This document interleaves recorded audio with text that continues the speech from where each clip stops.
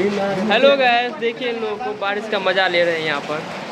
देखिए कितना अच्छा यहाँ मौसम हुआ है बारिश का, देख सकते हैं। इनको देखिए, एसएससी का स्टूडेंट है ये यूपीएससी का है।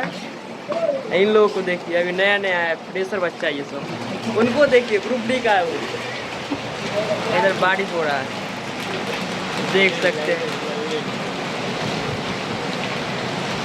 बारिश में देखिए यहाँ पर गाड़ी भी चल रहा है, इसको नहीं चलाना चाहिए, कभी भी एक्सीडेंट हो सकता है।